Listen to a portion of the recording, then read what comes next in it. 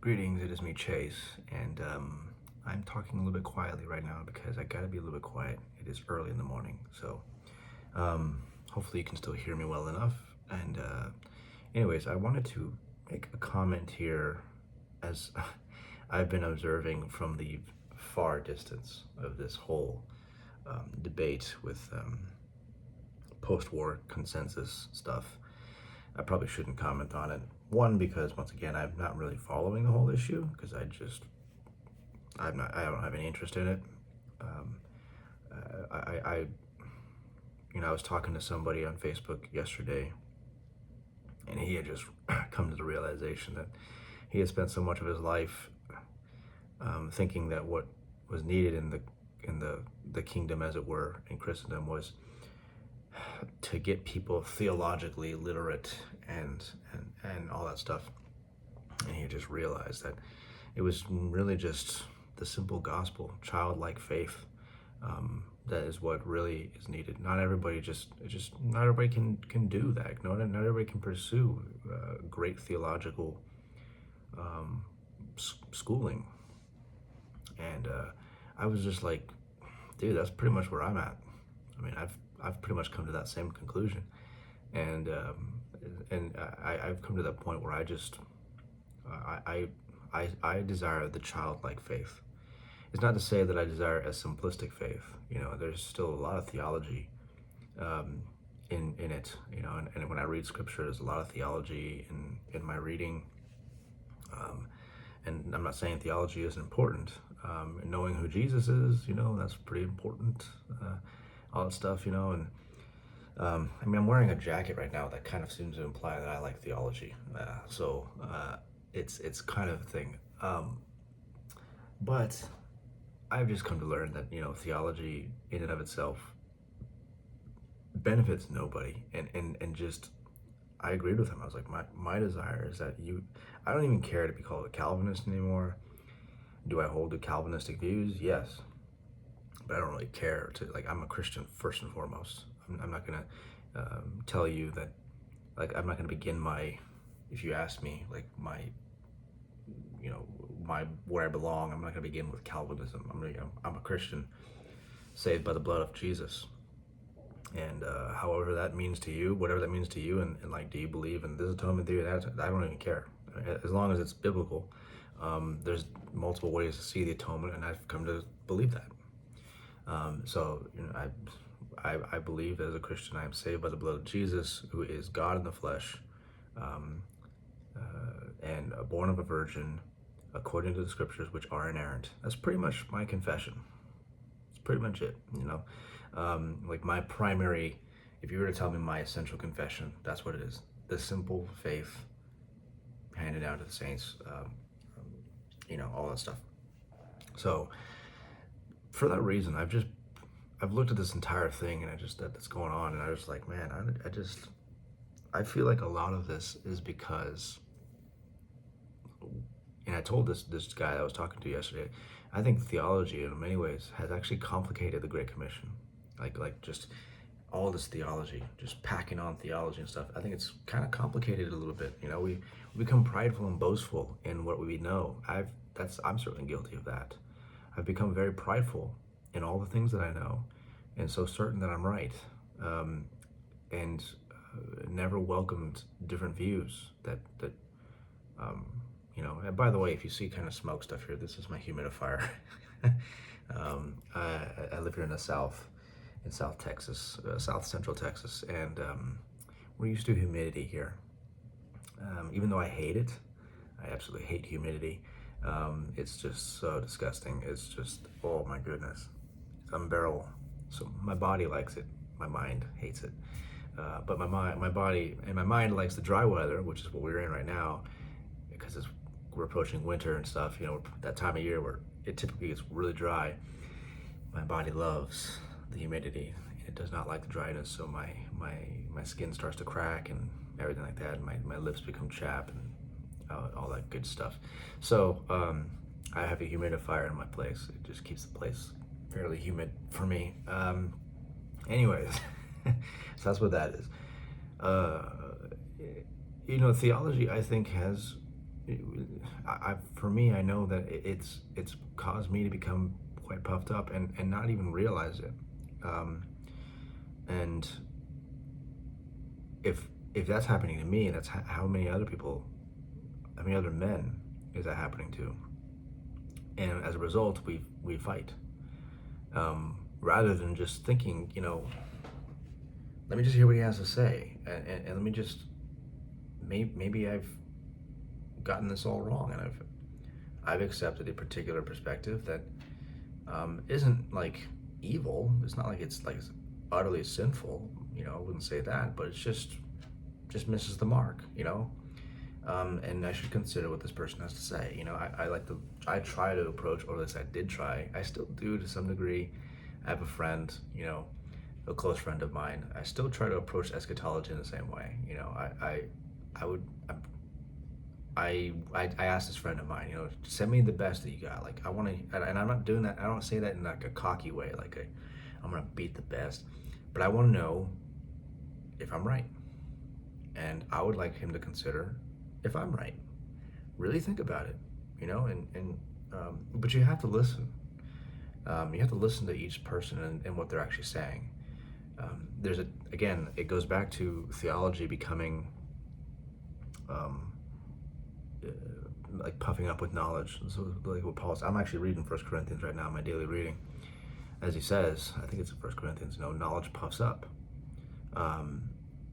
And the more puffed up we get, the more, entrenched we become in those views, so that when they become challenged, we view those as hostility. And the people who are following us, who trust us, who have accepted the view because of our teaching, accept that as hostility as well. And now you have infighting in the church, and that's just not good for the church at all,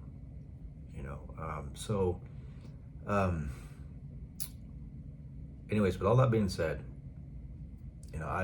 I first stumbled onto James White when I was, years ago. I had a Roman Catholic friend who was just absolutely badgering on me about, my faith and stuff, and that I was wrong and everything like that, and he's apologized to me for that since then. He said he was in a bit of a dark place back then. I was like, yeah, sure, but it seems like he still, tends to get a little aggressive whenever I just I poked fun at Roman Catholicism once. I was just poking fun. I didn't mean anything by it. I know Roman Catholics who I think really are believers, really genuinely believers. I really do. I've just talked to these people, and I'm like, man, there's no way the Spirit of God is not in this person. But anyways, so while I am not Roman Catholic by any stretch of the imagination. I think, and I would say that Roman Catholicism, as it has been in the past, the traditional Roman Catholicism, because the Roman Catholicism of today is, sorry, it's not the same as it was. It's different. Like all these, institutionalized religions, Mormonism, Eastern Orthodoxy, even, they're not the same as what they were when this whole thing started. Very different.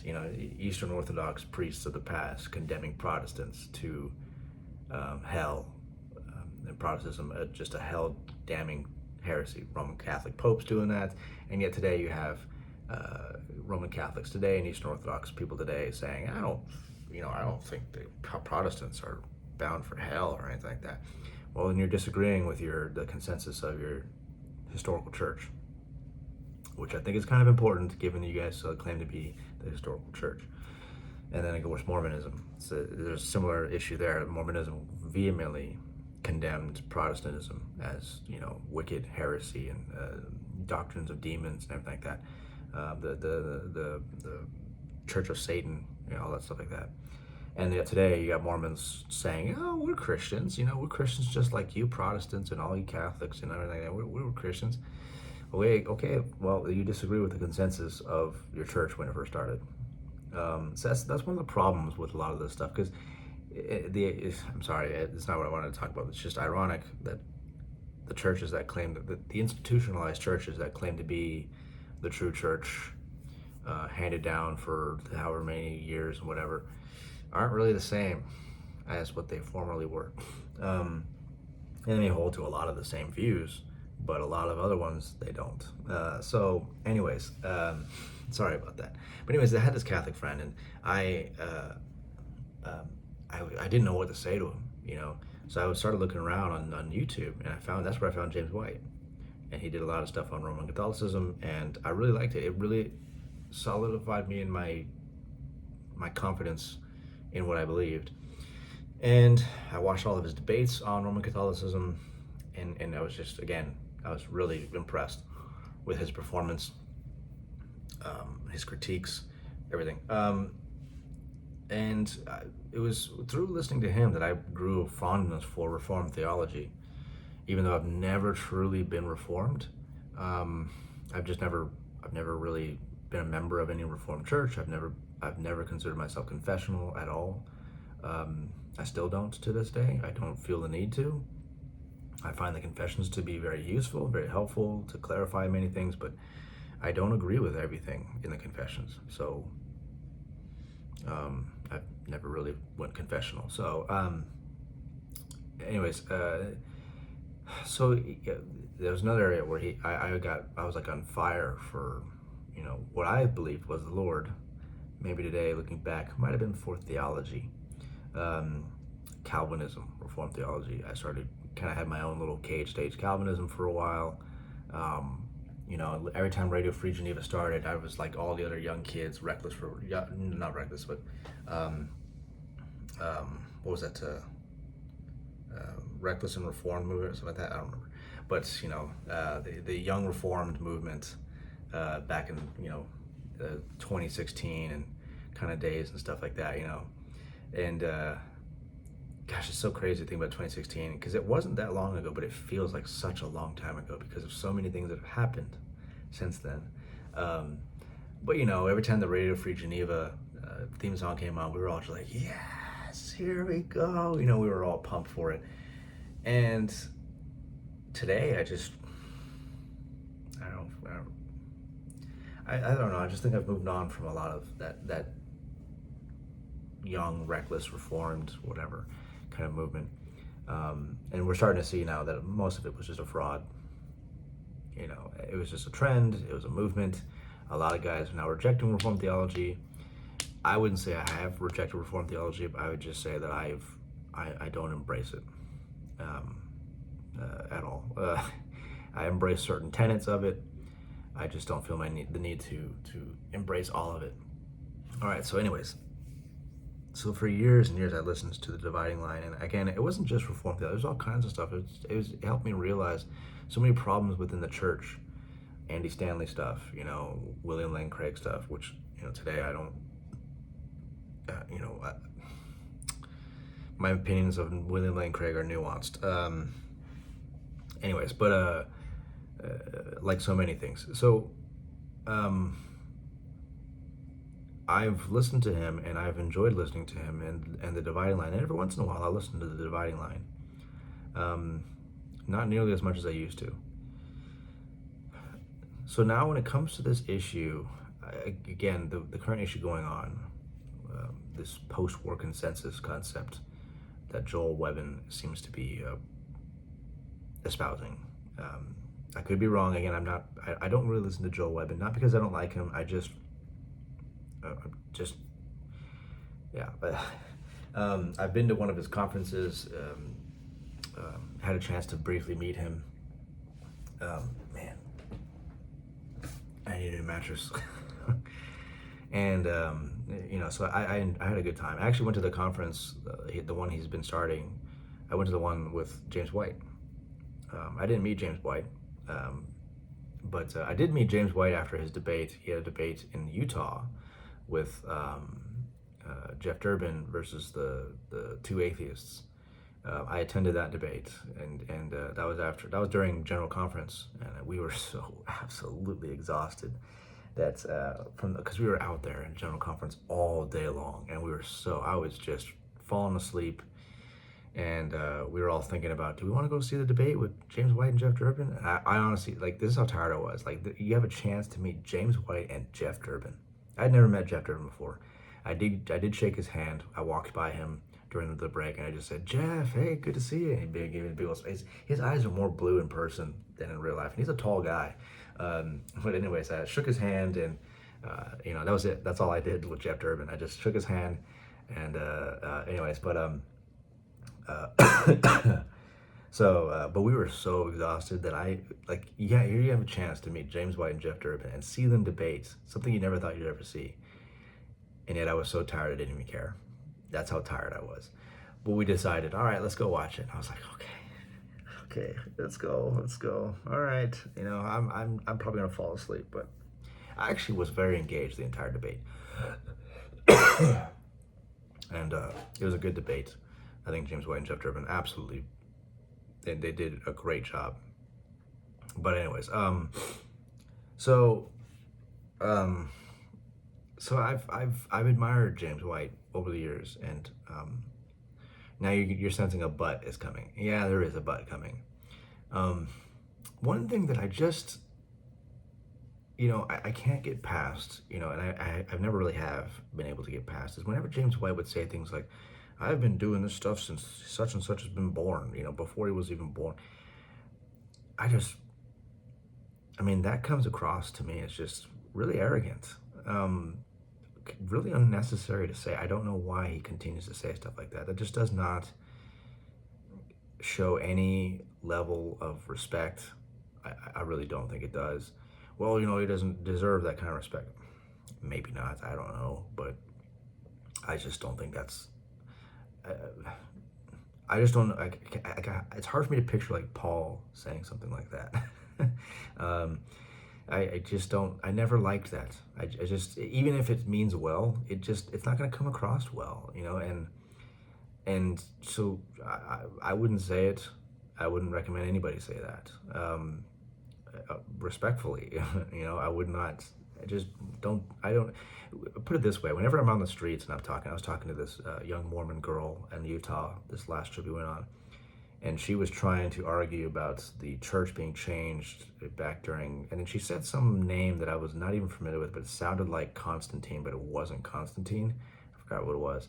And I just was like, in my head, I'm thinking to myself, okay, I think she's talking about, I'm listening to her, but in my head, I'm thinking, I think she's talking about Constantine and the Nicene, I think she didn't say Constantine, she was talking about the Nicene Council, but she said it differently. And she gave it the wrong year. But I appreciated that she knew something about it. I just wanted to encourage her to continue to look into it. And so I was like, okay, how do I correct her on this without sounding arrogant? That's what I was thinking about, because I don't want to come off that way. I don't want to come off that like, okay, let me just teach you something here, child. I've been doing this since before you were even born. If I said that, it would not come across well at all. So I'm not gonna say that. I'm just gonna level with her and just be like, okay, well, I'm not trying to, beat you over the head on that. I just, there's a few things that I want to clarify on, like what actually happened at Nicaea. And so I did. And, she was welcoming of that, and everything. So just don't do that, that's just, that it doesn't matter what you mean by it. It's gonna come across badly. So I just would never recommend somebody say something like that, however true it is. Anyways, now for the issue of James White talking about, now before I say this, let me just say this. Again, just to be clear, I have not really dove into this debate at all. I just would rather stay away from it. And now, of course, if James White were to ever see this, he would probably say, see, he's commenting on something he doesn't even, he's plainly admitting he doesn't even know anything about. I know a little bit about it. I think I have a general idea of what both sides are saying. And I think I want to, and I want my commentary, you might say, to be based on that. It's, again, the point of this is not so much the substance of the debate, but I want to say quality of the debate. No, that wouldn't be the right word. the I don't know, a particular aspect of this that I think is important for us. Going back once again to James White and constantly telling people, you know, you know, I've been doing this since before you were born, and blah blah blah blah, and all that stuff. You know, and of course his comments about, you know, I listened to his recent dividing line after apparently Tobias replied. And I don't know who Tobias is personally. I don't follow him. He's a pastor in Germany. Seems like a respectful guy. I think now that I'm thinking about it, maybe he preached at Apologia one time, and I listened to that sermon, at least half of it. And so that might be who I'm thinking about. Anyways, seems like a really solid guy. You know, I got no issues with that. And clearly they've raised concerns about some of this particular movement within the Reformed community, questioning the post-war consensus. We're talking about World War II. And again, the consensus that the Nazis were evil and all this and blah, blah, blah, blah. And that, I mean, that's part of the post-war consensus, that the Nazis were absolutely evil. And there's apparently some groups that are saying they're like Holocaust deniers. That's what I appear to be seeing. Okay, that's a little bit too far out there. And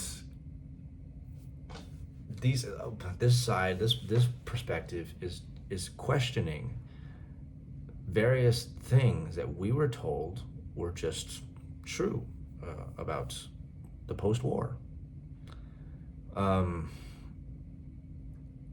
You know, and my opinion of this whole thing is, I guess I'm going out this all messed up now.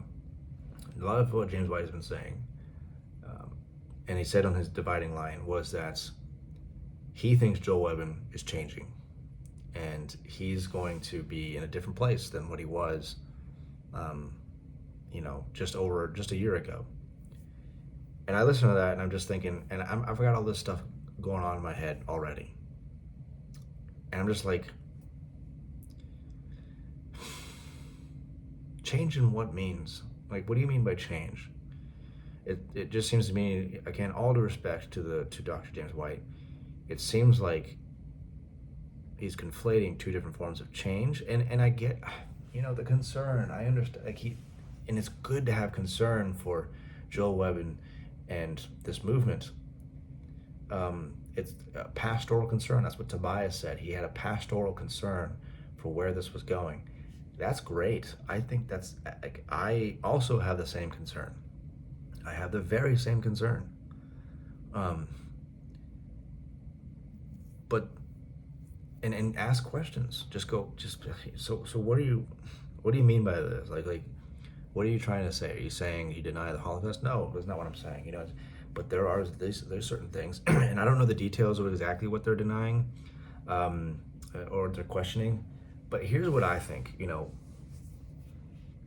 could Joel Webben have changed in the next year or so? Maybe. But is change always bad? I mean, if we're going to go on this idea that we have to hold to the exact same, I don't know, belief systems of that our forefathers held, then we should all be Roman Catholics and stuff right now. But it took one man in Germany who, you might say, had a post-war consensus perspective that challenged the status quo and started a movement. And without that, we wouldn't be here. I genuinely believe even the United States wouldn't be here if it wasn't for Martin Luther and the Reformation. It was the Reformation that led to the Puritan ideals that came over here, began this great experiment that we call the United States. Without Martin Luther, that's why, you know, when I see, you know, Roman Catholics today, and great conservative Roman Catholics like Matt Walsh and Michael Knowles talking about, you know, the American heritage and everything like that, and yet just missing the mark completely on what made the American dream possible. It wasn't Roman Catholicism. It was a deeply rooted Protestant theology. Um, anyways, so sometimes change is good. Sometimes you have to question the status quo. Um, Without it, you cannot semper reformanda. You cannot continually reform. And that's one of my big issues with Reformed theology today, by the way. Because what if what if we got some things in like those confessions were made by people a long time ago, and I'm not trying to say that we just discount everything that they said. I'm not saying that at all. We just have I just think we have to walk this balance. It's a fine balance between honoring the